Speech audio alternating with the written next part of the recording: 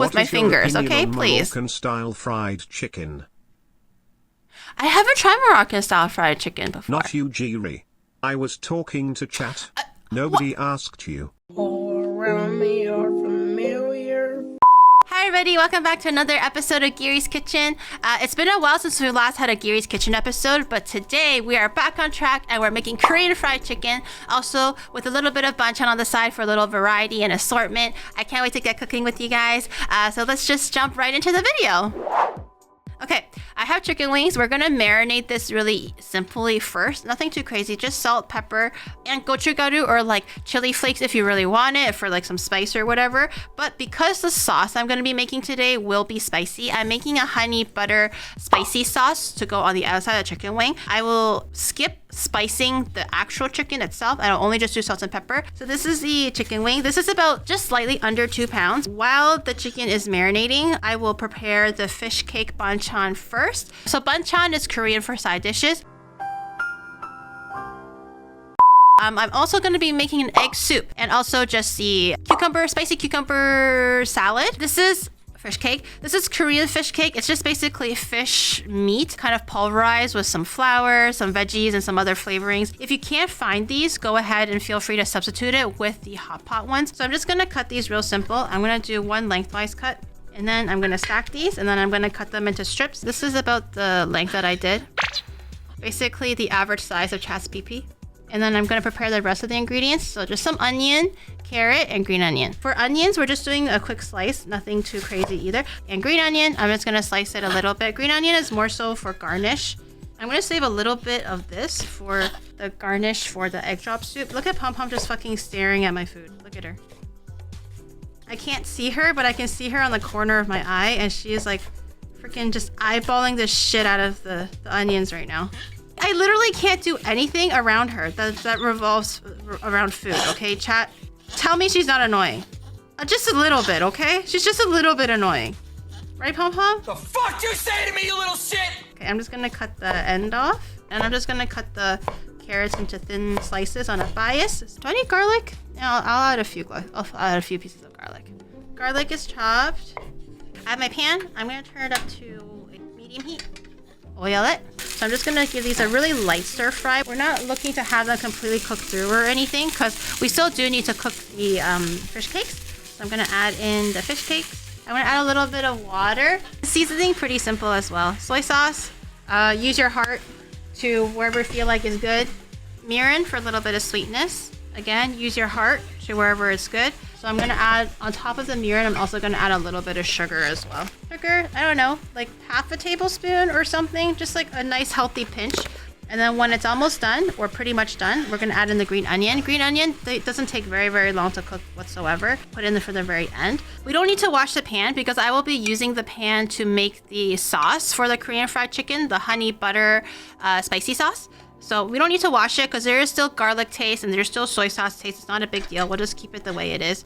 Now I'm going to start the cucumber salad real quick because that also takes a little bit of time to marinate. Come on now. I'm just using a potato peeler or whatever, a skin peeler.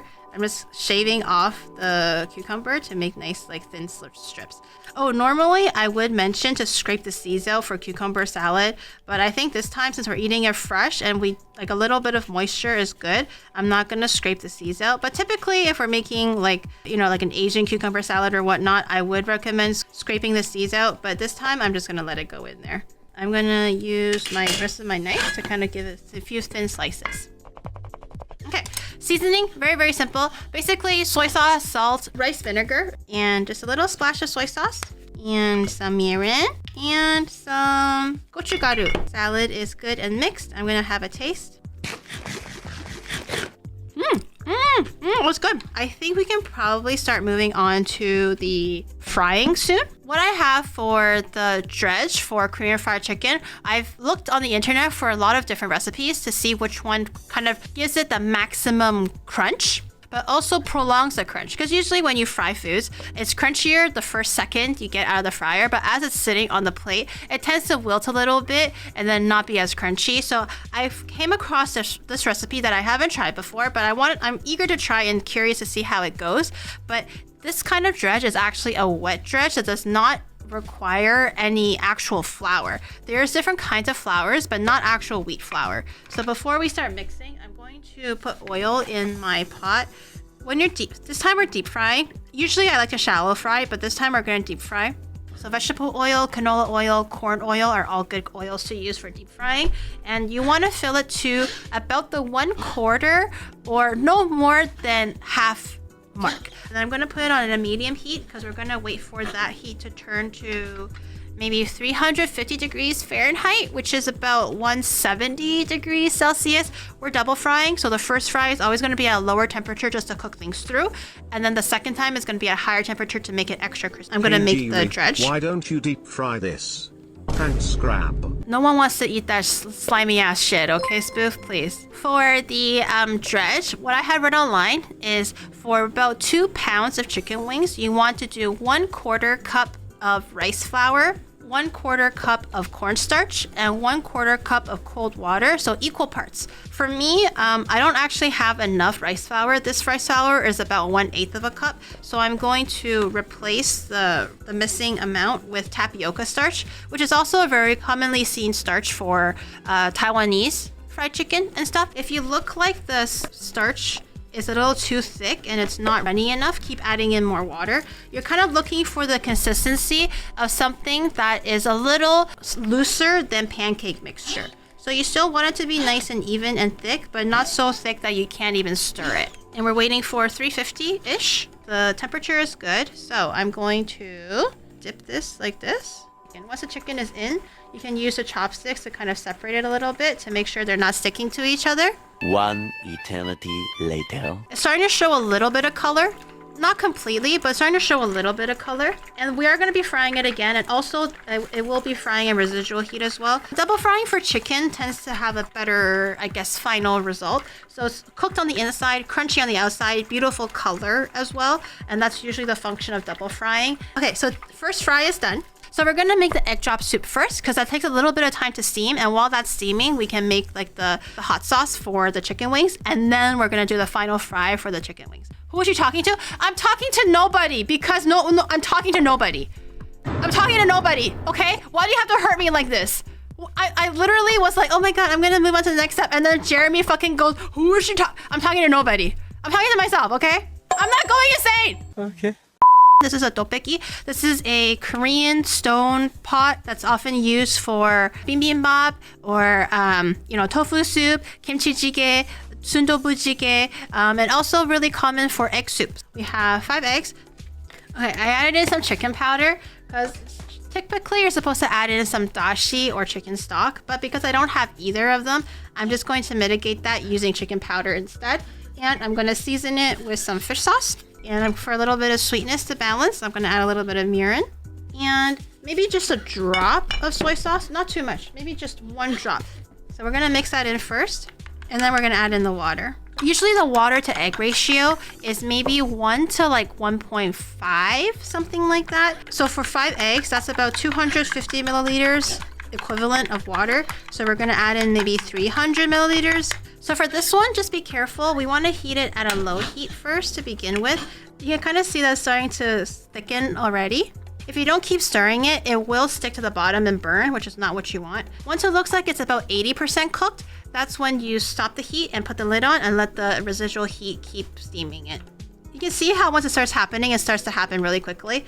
It was all raw and then now it's suddenly like all cooked. So this looks like it's pretty much 80%. So I'm going to turn the heat off and I'm going to put the lid on. We're going to do the sauce now. The sauce will be really, really quick as well. It's really simple. Honey, butter, garlic, and sriracha for the spiciness. We're going to chop a little garlic. I have about 5 cloves of garlic, something like that. You can add in as little or as much as you want. And we're just going to give it a rough chop, just like usual. Sugar is 3 tablespoons sugar. 2 teaspoons fish sauce. 2 teaspoons honey. 1 tablespoon sriracha. And then soy sauce. Gochugaru. Add in however much you like. This just depends on how much spiciness you want. And a little bit of dark soy sauce for color. I think dark soy sauce might be a bit optional, but if you want it just a little darker, you can. And we're gonna need about a 1/4 cup of butter. I'm gonna let the butter cool down. Do its thing. She needs some milk. I need some milk. Your mommy's milk.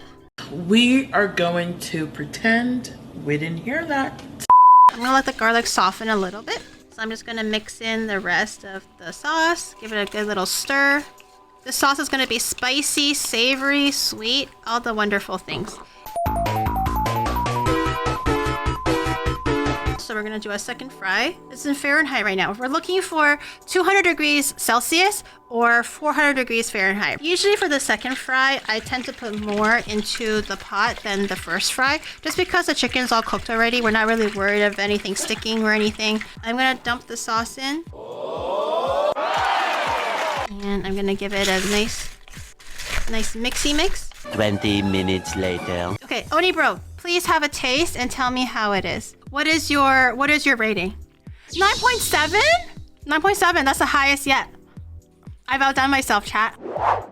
And here you have it. We have our completed dish, Korean fried chicken with a honey butter sriracha glaze on top. It looks really, really good. I'm really excited to dig in. And we also have 3 banchans, egg soup, stir-fried fish cakes, and also a Korean cucumber salad. It's gonna be great. I can't wait to have lunch with everyone. If you do try this dish, feel free to leave a comment down below. I would love to know how it turned out for you guys. And remember to subscribe, like the video, hit the notification bell, all those wonderful things to keep up to date with my future updates. Thank you so much for joining me today, everybody. Thank you.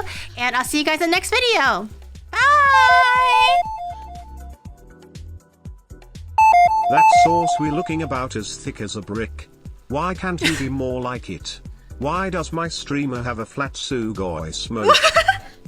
I don't have a flat ass.